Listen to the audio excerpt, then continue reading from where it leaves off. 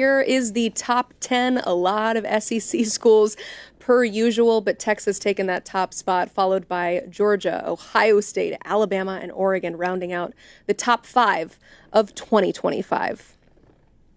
So let's tie a bow on the 2025 recruiting classes here with Cooper Petagna and our Director of Scouting, Andrew Ivins. I'm Emily Proud. We're going to give you some stock up, stock down teams.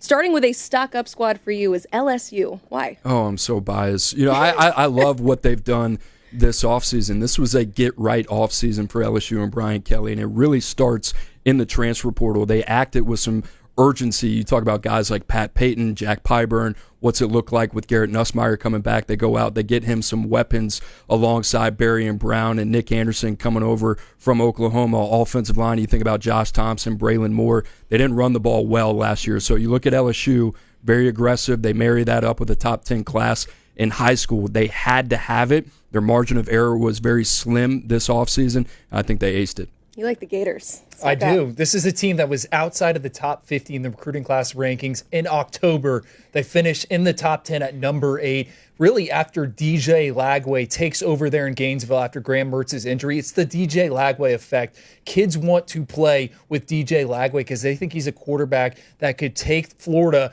to the college football playoff. And what DJ Lagway's success has allowed Billy Napier to do is to continue to build his program the way he wants to. Yeah, they haven't been super involved in the transfer portal. They'll grab a guy here and there. They want to build through the high school ranks. And you look at Florida's two deep, a ton of guys that played, that they signed out of high school. This 2025 recruiting class, 14 flips down the stretch. They had the heaviest spatula out of anyone in the country. And I think for Florida, again, DJ Lagway allowing Billy Napier to build it the way Billy Napier wants to build it.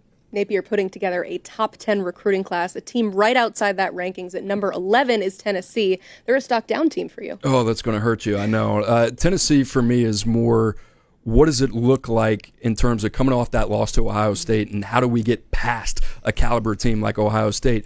And Drew and I talked about it a little bit earlier in the show. It really comes down to Nico Iamaleava because you're missing guys like Dylan Sampson. Sure, they go out in the transfer portal. They get a guy like Star Thomas. You think about what they have to do on the offensive line, replacing a couple starters as well. And they've gotten those guys in the transfer portal. Dante Thornton's gone. Brew McCoy's gone. You think about the defensive side of the football. James Pierce is gone. You think about the guys that they're missing. I didn't even mention Omar Norman Lott as well. So this Tennessee defense, which carried this program throughout much of the year last year, it really falls on Nico. And what have you done for your young signal caller to make his life a little bit easier? Because I think we all expected him to burst onto the scene last year, and that wasn't the case. So I look at Tennessee. They're continuing to do the right things long-term, but short-term in 2025, have you made your life any easier?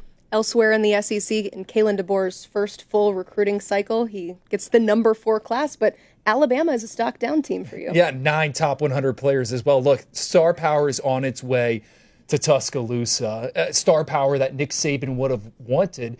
But Kalen DeBoer probably just had his most talented roster ever at Alabama, and they underachieved. And you look at the starting 22, yeah, there's still some NFL guys there, but I have questions about the depth of this program. We're talking about an era of college football where you could potentially have to play 14, 15, 16 games to win a national title. And I'm just worried about the guys that Alabama's losing and then how they're trying to backfill through the high school recruiting. Yeah, we love the names at the top of the list. We love Keelan Russell. We love Michael Carroll. But Nick Saban, he was able to create pros at the back end of that recruiting class. I think Kalen DeBoer, that remains a major question mark for him. Yeah, he's grabbing guys from California. We like them. When he was at Washington, he had a ton of success. He's really good on Saturdays, but kind of that talent acquisition, still a question mark for me. This time last year, we were talking about the number 1 player in last year's class in Jeremiah Smith. And although this is an NFL projection, we were saying, no, you're going to be talking about him a lot as a freshman, making an impact early on. So call your shot. Who's the player that will be an instant impact freshman this fall? This one might surprise some people. I'm going to go with Devin Sanchez, and he's a name that's kind of been lost in the shuffle a little bit because he's been committed to Ohio State for quite a long time. But you think about the 5-star corner, the best in the country, what he offers, big 6'2 plus frame, long, athletic, reactionary athlete. And then you think about what Ohio State is going to miss on defense. Denzel Burke was a guy that played a lot of football, so he's got an opportunity to step in Columbus, make himself a day one presence there. And when you think about guys that he kind of compares to, Andrew talked about the NFL comparisons when he was working out with those type of players.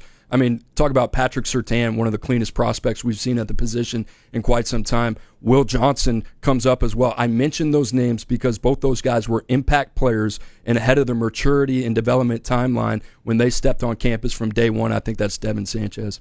Who is it for you? Bryce Underwood. I said it at the top of the show. I think it might be the biggest quarterback flip ever in 24/7 sports history. A chance to pass Bryce Young, who won a Heisman Trophy after he flipped from USC to Alabama. This was a huge one for Michigan. They needed to get things back on track. And to me, Bryce Underwood, 50-4 as a starting quarterback. He has everything you want. He's got the frame. He's got the arm talent. He's got the athleticism. He's improved year over year as a prospect. As a senior, I thought the game slowed down for him. It looked like he was playing on varsity mode and everyone else was playing on All-American on the video game. He was just seeing that much better. Hey, Michigan, they bring in Mickey Keene, someone that started 30-plus games at UCF and Fresno State. Well, guess what? As soon as he throws one bad pass, everyone in the big house is going to be calling for Bryce Underwood's name. It is clear he is the quarterback of the future. I don't know if he's going to be starting week one. I think by the end of the season, we're going to be talking about Bryce Underwood a lot because he's a special talent. What's your final takeaway from this February National Signing Day?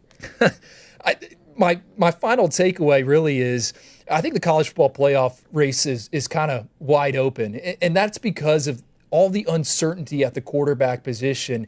You know, last year we saw so many veteran quarterbacks kind of being positioned and moved around.